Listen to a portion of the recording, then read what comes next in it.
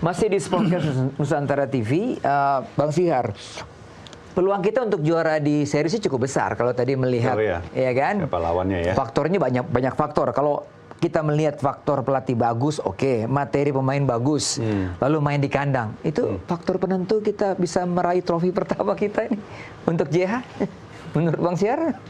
Saya rasa cohesiveness ya, kebersamaan itu yang paling penting ya, karena gimana pun juga kan dia harus main teamwork, jadi saling kerjasama lah semuanya, mulai dari pimpinan sampai dengan bahkan sampai tukang sapu sekalipun ya harus sama-sama ini gitu, karena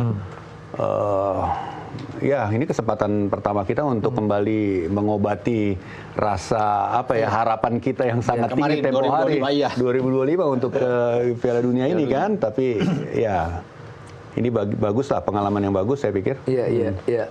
Menurut Bung Roban? Iya, kalau saya pikir untuk bicara dengan peluang kita ya, kalau dengan pertandingan pertama mungkin kalau secara istimewa kita lebih bagus sebenarnya melihat dari materi. Karena pemain-pemain khusus ini Saint Kitts and Nevis ini itu lebih banyak bermain di liga lokal kan. Beda sama kita bermain di berbagai liga Eropa yang bagus-bagus loh. Nggak ada pemain untuk di Asia Tenggara aja, atau di Asia untuk main di Serie A ada 2 pemain seperti Jai Isyas bermain di Sassuolo dan Emil Audero di Cremonese. Ini Serie A loh, bukan Serie B. Itu luar biasa, Boy. Jadi kita makanya secara itu kita lebih istimewa, lebih bagus. Ya, kemudian bagaimana dengan Kevin Dix ada di Gladbach di Bundesliga. Kan? Calvin Verdong bermain di Lille. Ragnar ya bermain di Belgia dengan Dender, ada di FK Lommel. Ya dengan Joe Belubesi kan bagus-bagus semua kalau bisa melihat. Cuma memang kita tidak boleh menganggap enteng. Ya, Saint Kitts and Nevis apapun itu kan pernah menyulitkan juga Kanada ketika John Herman menangani Kanada, cuma menang 1-0. Iya kan 1-0, Pak. Ya itu jadi pasti John Herman tuh tahu. Jadi bagi dia ini suatu keuntungan untuk bukan berhadapan dengan Kepulauan Salomon yang dia tidak tahu, masih meraba-raba, tapi dengan Saint Kitts and Nevis yang sudah dia hadapi dan dia tahu pemain-pemain itu tidak banyak yang berubah. Nah makanya ini kan pertandingan yang menentukan buat dia, tantangan bagi dia ini. Bang Syihar, apa masih perlu Coach JH mencari lagi pemain naturalisasi di Eropa? Karena Anda tahu semua pemain-pemain Indonesia, pemain-pemain keturunan yang ada di Eropa, Anda banyak tahu lah. Saya rasa sih bukan masalah perlu atau nggak perlu ya. Saya rasa adalah mencari pemain yang tepat untuk tadi itu. Visi kita itu mau bermainnya seperti apa, dan kemudian melengkapi dengan pemain-pemain yang ada. Apabila ada pemain berkualitas dari domestik, ya saya rasa itu akan menjadi pilihan juga.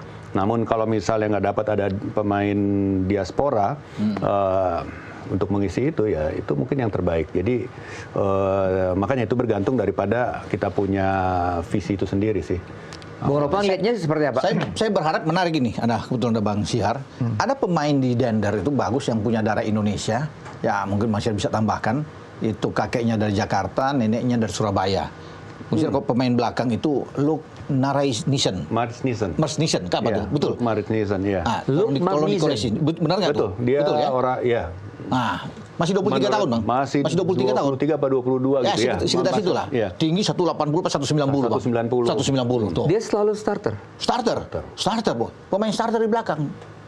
Starter. Jadi kalau dia ada, bagus kan? Bagus untuk dia punya langsung di belakang kita. Oh, iya kan, back tengah lagi, Bang. Jadi bagus dia. Dia pemain yang sangat versatile. Dia bisa main, karena Dender kita main 3-5-2. Di belakang 3 itu kan. Oh, dia back 3. Iya, jadi right center back, tapi bisa juga right back. Tapi versatile sih.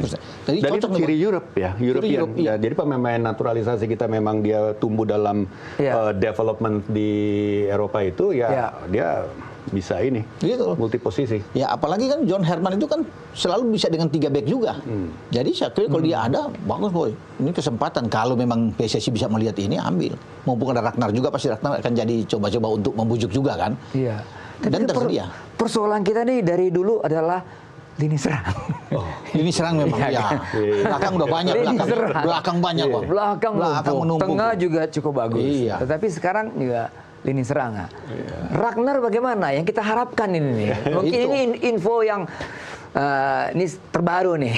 Kalau mengenai Ragnar. Ya, kalau dia pulih sih dia pemain yang baik ya. Pemain yang bagus. Secara teknis dia bagus. tinggal kita tunggu aja dia punya fitness level dan recovery dari injury-nya seperti apa. Setelah itu mungkin bisa bergabung mungkin ya. Ya siapa tahu Bang, dia mungkin di bulan Maret tanggal 27 itu kan dia bisa tersedia kan. Ya, masih FIFA, 1 bulan kan. Iya, FIFA Series ini. Iya. Ragnar bermain di depan, Om Boy bilang kan, kita kesulitan di depan. Kita kesulitan di depan. Kecuali hanya oleh Romani. Iya. Nah kalau ada Ragnar kan akan jauh lebih bagus. Kalau dia betul-betul dalam kondisi yang bugar, wah. Dia punya kecepatan bagus, visi main bolanya, reading the game dia oke.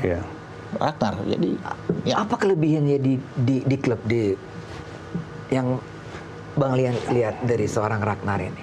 Iya, dia pemain yang, dia kayak tadi tuh multi posisi. Meskipun dia ada di wing atau? Dia di wing, tapi kalau saya perhatikan dia juga track back ke belakang juga. Jadi dia bantu bertahan juga. Itu yang satu yang kelebihan dia. Kedua secara teknik juga dia bagus ya. Bung Boy pasti tahu lah typical youth development di Belanda seperti apa, ya kan. Teknik itu menjadi penting.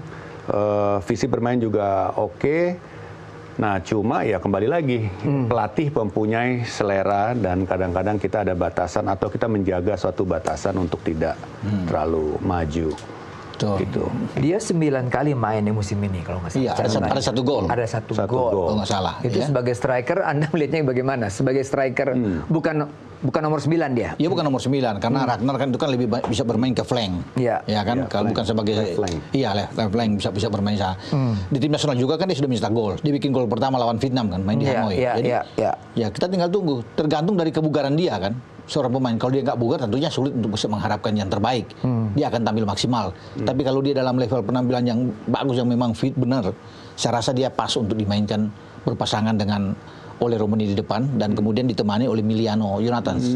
Karena Miliano juga lagi bagus-bagusnya ketika peminjaman dari Utrecht ke Excelsior. Dia bagus, 4 pertandingan terakhir 2 gol. Kan bagus. Jam atau menit bermain dia juga dapat. Jadi ada suatu keuntungan juga bagi John Herman untuk bisa memanggil ini. Dan saya yakin kalau 3 pemain ini termasuk dengan Ragnar bermain dalam keadaan baik, wah, artinya kita bisa menang melawan. Untuk pertandingan pertama semifinal lawan Saint Kitts and Nevis kita bisa atasi lah. Apalagi kan bermain di GPK, dengan militansi supporter kita kan. Sangat luar biasa. Dengan keistimewaan pemain-pemain kita yang diaspora yang ada di Eropa. Dan lini tengah kita, kalau Bang Syihar lihat, kita cukup kuat kan?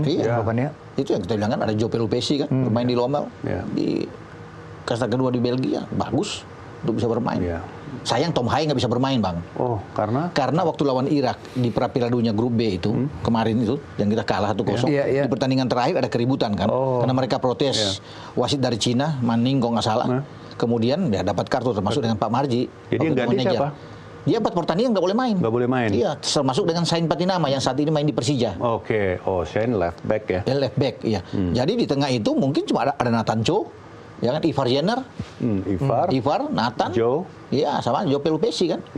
Kalaupun dari dalam sini mungkin dari Kikam Buaya, masih bisa dimainkan di situ kan. Kikam Buaya ya. Masih bisa. Nah, Bang Syihar, sekarang fenomena yang menarik juga, banyak pemain-pemain naturalisasi kita yang moving ke Liga Super ya. Ini juga sesuatu. Kalau Anda melihatnya sisi positifnya apa atau yang tidak positifnya apa dari perpindahan ini? Pertanyaannya sebagai pemilik klub kan.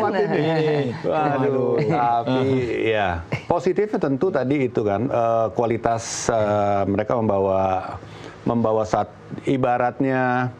Kalau kita di kantor, ada anak baru datang membawa perspektif lain dalam melihat suatu pekerjaan. Nah, dalam hal ini, dalam sepak bola ini ya ibarat itulah saya melihatnya bahwa ini ada dengan perspektif baru yang kemudian harapannya bisa menarik pemain-pemain yang di bench sebenarnya, itu positifnya. Negatifnya ya akhirnya Dender kekurangan pemain yang bisa direkrut. Iya, mestinya mesti ke Dender. Iya dong. Lebih ke Dender lebih enak. Ini apakah ada kaitannya kok isunya bahwa Mangun nih pengen tertarik juga main di Liga Super gitu kan. Mesti tanya ke Bang Syihar ini. Kita tanyalah ke Bang Syihar. Iya. Apa benar nih? Saya belum ngobrol sama dia tentang itu. Tapi saya bisa bayangkan kenapa. Karena gimana pun juga kita punya animo tentang sepak bola itu sangat luar biasa. Dan itu suatu kekuatan yang sangat luar biasa sih memang. Dan itu ya bagi seorang pemain, artis ataupun ini ya pembicara segala macam lah ya. Ketika kita ditonton oleh demikian itu kan kita punya adrenalin itu kayak di charge listrik yang begitu ini gitu ya. Nah itu mungkin ketika masuk. Dan ini ada pengaruhnya pada saat timnas kemarin main di Piala Dunia, saya pikir baru pertama kali saya rasa mereka merasakan suatu atmosfer yang sangat luar biasa. Bukan hanya Ragnar di sana ya. Iya. Mungkin juga dirasakan oleh Tom Haye, sehingga dia memutuskan untuk ke Persib juga kan. Yes. Ya, jadi mungkin salah satu pertimbangan mereka itu sih menurut saya. Tapi ada yang menarik ya, saya tangkap dari Bang Syihar tadi. Iya. Sayang memang mereka, mestinya mereka ke Dender dong. Wah itu kan enak. Ivar Jenner misalnya masih muda kan, lain kalau sudah berusia, itu mungkin itu salah satu. Waduh, keduluan nih. Tapi ya kenapa? Tapi ya udah, memang atmosfer itu nggak bisa digantikan kan. Jadi itu yang mungkin dia tarik, dan mereka masih muda. Dia pikir usia muda ya, kita harus mencoba dimanapun kan usia muda ya. Nah yang kita pengen adalah kebalikannya juga terjadi. Ya, ini mau saya tanya anak juga muda Indonesia melihat, kok ini mereka berani ke sini, kenapa saya nggak berani ke sana? Kan itu. Nah dari Dender sendiri ada nggak? Oh ya tentu. Effortnya ke situ loh. Saya pernah udah ngasih daftar pemain kepada tim pelatih, tolong lihat dong mana yang dari kacamata Eropa, mana yang bisa nih. Yang abang lihat keren, cocok main di Liga Belgia. Ini kasta pertama loh, bukan kasta kedua, kasta ketiga. Ini Pro League ini. Aduh, ini kalau di ini bisa ini nih. Kalau pemain muda siapa kira-kira Bang? Yang mungkin layak di Dender lah katakan. Ya.